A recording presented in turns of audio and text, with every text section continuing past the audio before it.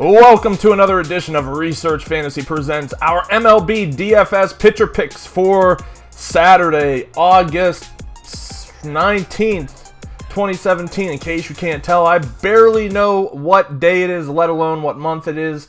I do know that we're nearing football season, and that's a glorious thing because basketball season is not too far behind that, lest we forget about hockey. So all the fun winter sports coming our way very quickly. Want to take a look at three pitchers tonight. I think the slate is not necessarily lopsided, but it obviously almost always favors high-priced pitching.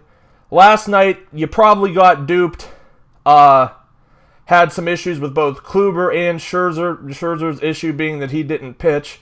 But somehow, and admittedly, I just didn't find time to play yesterday.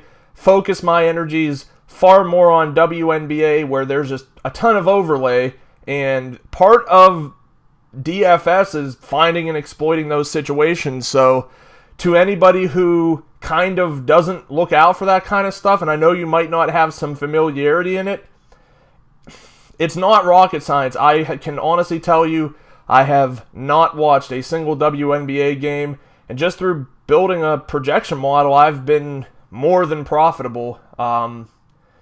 Yesterday included, did very well, had a 7th place finish. I don't know what I'm going to have to do to win that 10K first prize, but I'm going to get to it. All right, anyway, let's move on with pitching. I like Chad Bettis, 13-6 fantasy draft, 6K FanDuel, 6,900 DraftKings. It's risky, but this is now game 2 in a row where he's going to be starting at home in Coors Field, which just really has not been, for the most part, such a dramatic factor this year as it has been in years past. And you're going to have that. My hope is that maybe going into next year, will he see tons of articles about how Coors wasn't Coors, and that'll pull people off. And there were some changes to the stadium to make it less home run dependent. But nonetheless, Bettis, second start after defeating testicular cancer, looked great against the Braves in his first outing. He's not going to be a high strikeout guy, but if he has his stuff going, this Brewers team is a high strikeout team. Wow, my hair's doing all kinds of weird things. It still didn't help. Anyway, Bettis is cheap, gives you that shot in the arm strikeout upside because of what the Brewers can possibly do. Ownership very likely to be low. Good way to kind of differentiate what you're trying to do. Also can blow up in your face, so don't be shocked if he gives up 5 runs in 5 innings with 5 strikeouts. I mean, that's just the way things can work, but I like him to kind of change things up a bit. Zack Greinke, 22-8 fantasy draft, 9,800 FanDuel, 11-7 DraftKings, quietly having an absolutely great year. ERA just over 3. I know that I'm talking in statistics that are so 1980s at this point. But still, it is an evidence that he's been performing well on the mound. Never gets his credit. Won't tonight because Sale's on the mound. Is not in Chase Field and is going to be taking on a Minnesota team that we know can definitely cough up big games. So I do think that there is a cost savings perspective you could use here from Greinke to Sale.